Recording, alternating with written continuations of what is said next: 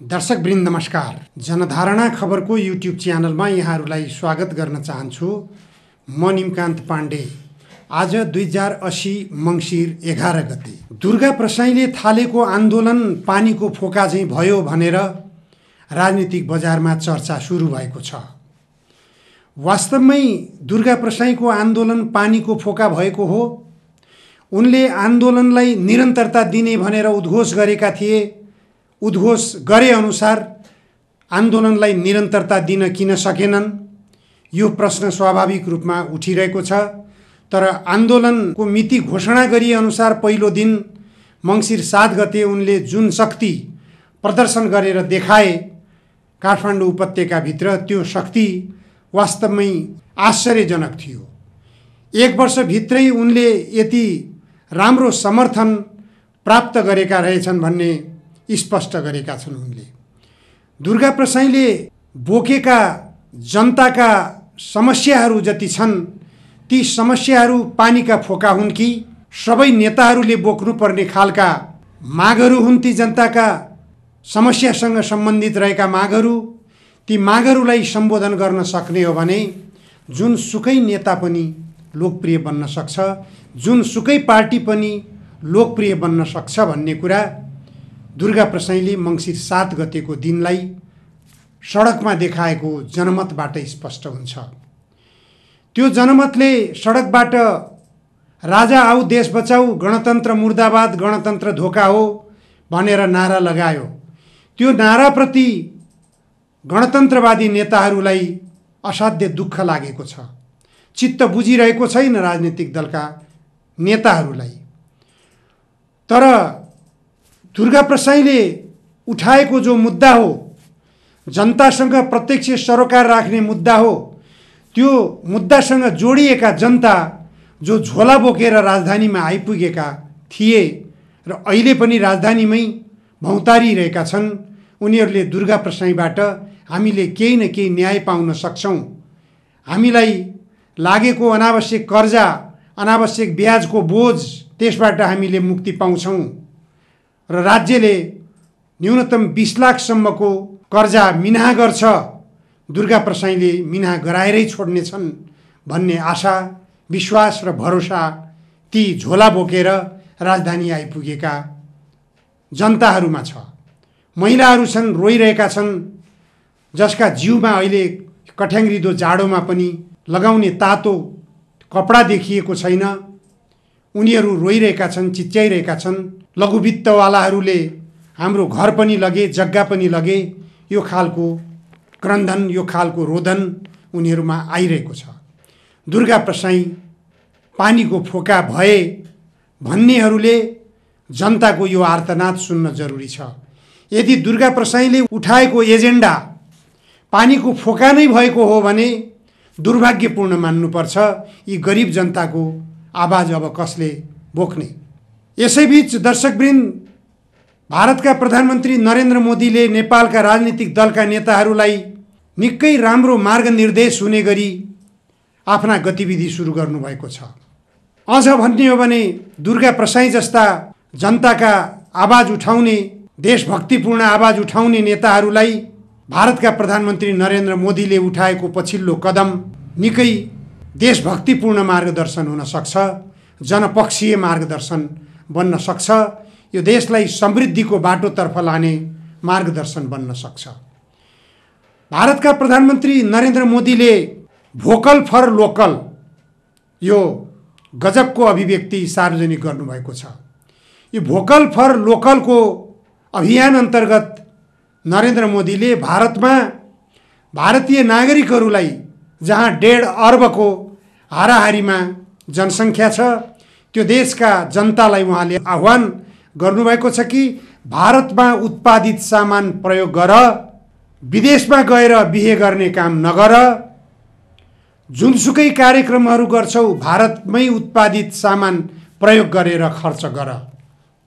यो सन्देश निकै महत्त्वपूर्ण सन्देशको रूपमा आएको छ।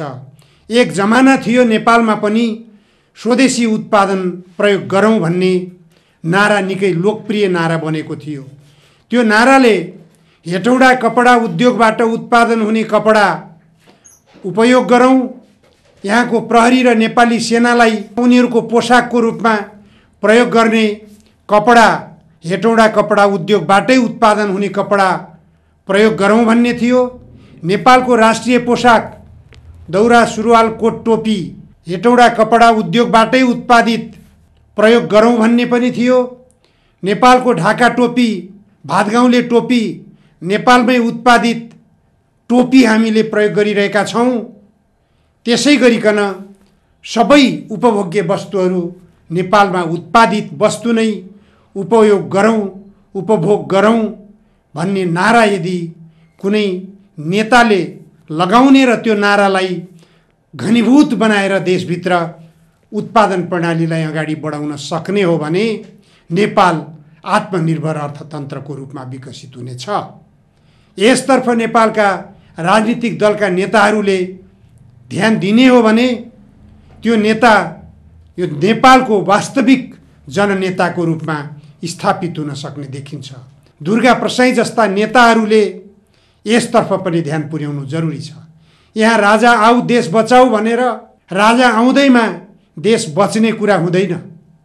राजाले पनि लामो समयसम्म शासन गरेकै हुन्।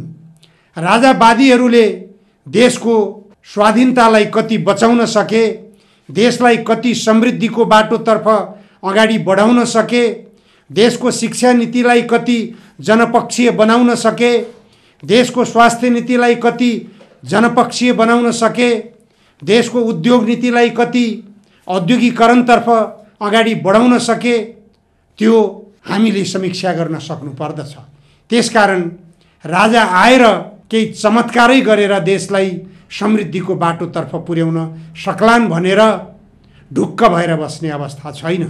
राजा टेस्टेड हुन्, जसरी अहिलेका गणतन्त्रवादी नेताहरू टेस्टेड भएका छन्। त गणतन्त्रवादी नेताहरू असफल हुनुमा एउटा मुख्य कारण छ देशको शासकीय प्रणाली गलत अवलम्बन गरियो, देशको निर्वाचन प्रणाली गलत अवलम्बन गरियो, देशको उत्पादन प्रणाली गलत अवलम्बन गरियो, देशको शिक्षा नीति जनपक्षीय अवलम्बन गर्न सकिएन, देशको स्वास्थ्य नीति राज्यले गलत अवलम्बन गरिरहेको छ, देशको रोजगार नीति अवलम्बन गर्न सकिएको छैन, देशको उत्पादन प्रणाली परनिर्भरतातर्फ गइरहेको छ। यो वास्तविकतालाई बुझेर यदि नेपालमा कुनै नेता नयाँ नेताको रूपमा जन्मिन्छ भने पनि त्यो नेताले नरेन्द्र मोदीबाट शिक्षा लिएर देशमा उत्पादित सामान प्रयोग गरौँ, यति मात्र नारा लगाइदिने हो भने देशमा उत्पादनको दृष्टिकोण पक्कै पनि बलियो भएर जानेछ। देशमा उपभोग्य वस्तुहरू उत्पादन गर्न चाहने हो भने बिहान उठेपछि सबैभन्दा पहिले प्रयोग गर्ने मञ्जन र ब्रस हो। प्रत्येक नागरिकको निम्ति आवश्यक यो दुईवटा वस्तु उत्पादनतर्फ ध्यान पुर्याउन जरुरी हुन्छ। राज्यले ध्यान पुर्याउन सकिरहेको छैन, तर सडकबाट आवाज उठाउने नेताहरूले पनि यसतर्फ ध्यान पुर्याउन सकेको देखिँदैन। मञ्जन र ब्रस देशभित्र हामीले उत्पादन गर्न नसक्नुपर्ने कारण के छ? उत्कृष्ट खालको उच्चस्तरीय मञ्जन र उच्चस्तरीय ब्रस हामीले प्रयोग गर्नको निम्ति देशभित्र उत्पादन गर्ने हो भने घरेलु उद्योग भित्रै पनि हामी यो उत्पादन गर्न सक्छौँ। अहिलेको अवस्था हाम्रो के भइरहेको छ?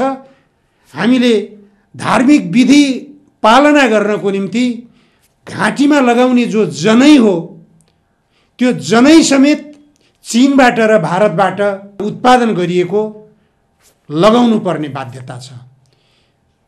बिहानै मन्दिरमा अथवा पूजा कोठामा पूजा गर्छौँ धूप, त्यो धूप बाल्नको निम्ति हामी जो प्रयोग गर्छौँ त्यो भारत र चीनमा उत्पादन गरिएको धूप हाम्रो पूजा कोठामा प्रयोग गर्नुपर्ने अहिले हाम्रो बाध्यता आइपरेको छ। यो बाध्यताबाट हामी कसरी माथि उठ्ने? भारतका प्रधानमन्त्री नरेन्द्र मोदीले राम्रो सन्देश दिनुभएको छ। उहाँको यो राम्रो सन्देशलाई सोचौँ, मार्गदर्शन नै बनाऊ। बरु स्वदेशको उत्पादन उपयोग गरौँ, देशलाई समृद्धिको बाटोतर्फ लगाऊँ, देशलाई आत्मनिर्भर अर्थतन्त्रमा रूपान्तरित गरौँ। यो नरेन्द्र मोदीको सन्देश हो। यो सँगै भारतका प्रधानमन्त्री नरेन्द्र मोदीले नेपाललाई र नेपालका राजनीतिक दलका नेताहरूलाई, आम नेपाली जनतालाई अर्को राम्रो सन्देश दिनुभएको छ। उहाँले नेपालसँग केही महिना अगाडि हाम्रा प्रधानमन्त्री पुष्पकमल दाहाल प्रचण्ड भारत भ्रमणमा गएको बेला सबैभन्दा ठुलो उपलब्धि, भारत भ्रमणको क्रममा ठुलो उपलब्धि भनेर उहाँले अहिले पनि दाबी गर्दै आउनुभएको एउटा विषय छ। त्यो हो भारतले हाम्रो नेपालको 10,000 मेगावाट विद्युत खरिद गर्ने भयो। विद्युत उत्पादन गरेपछि विद्युतको बजार बन्यो। अब भारत हाम्रो देशमा उत्पादित विद्युतको बजार बन्यो भनेर डङ्का पिट्नु भएको थियो। निकै ठुलो उपलब्धिको रूपमा दाबी गर्दै आउनुभएको थियो। तर आलोचकहरूबाट के कुरा आइरहेको थियो भने पहिले जनताका घर घरमा बत्ती बाल, जनताका घर घरमा भान्सामा चुलो बाल, विद्युतबाट विद्युत सप्लाई गर, विद्युत उत्पादन गरेर बिक्री गरेर संसारमा कुनै पनि देश धनी भएको छैन।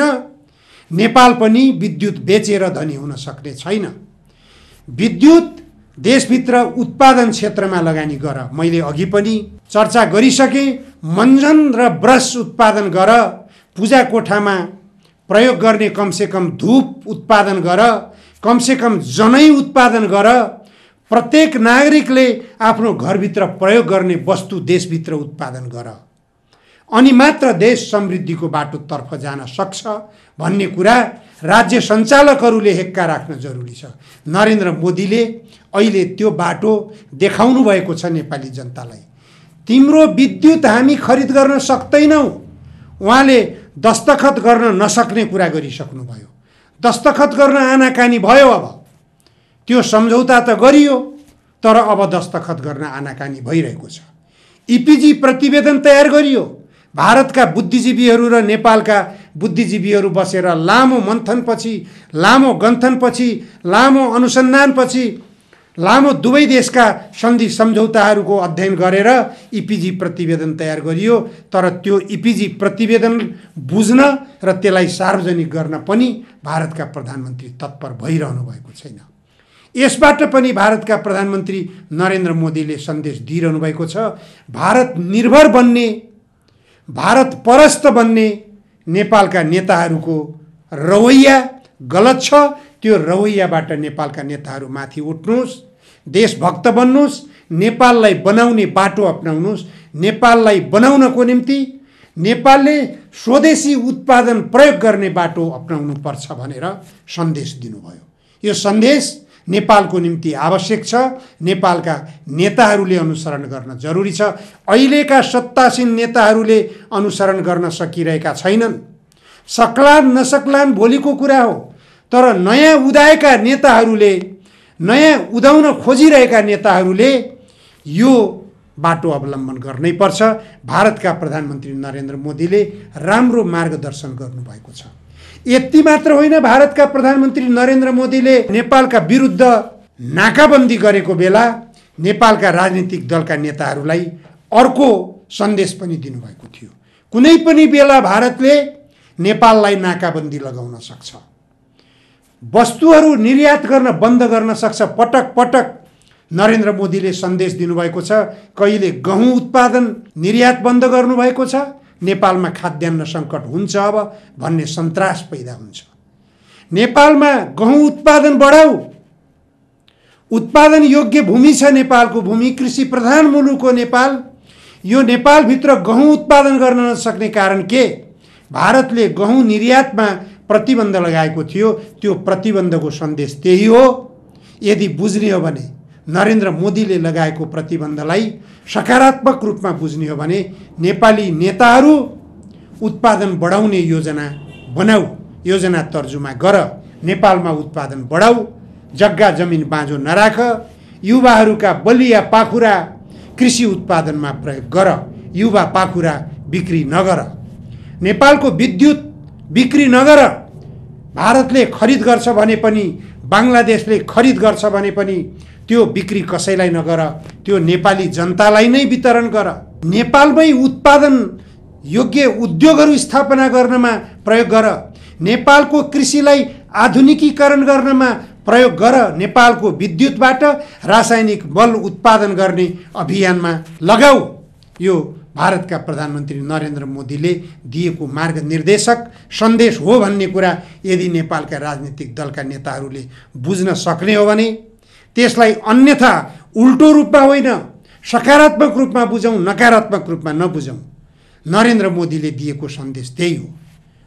विद्युत आफै उत्पादन गर, आफै प्रयोग गर, देशलाई झिलिमिली बनाउन, जनताका घर घरमा बत्ती बाल न। तिमीहरूले पेट्रोलियम पदार्थको पाइपलाइन विस्तार गर्ने भन्यो, पाइपलाइन विस्तार गरिदिएँ मैले। तर यो पेट्रोलियम पदार्थमा भारत निर्भर किन भइरहन्छौ नेपाली जनता? नरेन्द्र मोदीले नाकाबन्दी गरेर 2072 सालमा स्पष्ट गरिदिएका हुन्, विकल्प खोज, विकल्प सोच। म कुनै पनि बेला पेट्रोलियम पदार्थको निर्यात पनि बन्द गरिदिन सक्छु। पेट्रोलियम पदार्थ भारतले बन्द गरिदिए पनि, निर्यात गर्न रोकिदिए पनि नेपाल आत्मनिर्भर बन्न सक्नु पर्यो। पेट्रोलियम पदार्थको विकल्प नेपालमा विद्युत शक्तिको प्रयोग नै हो।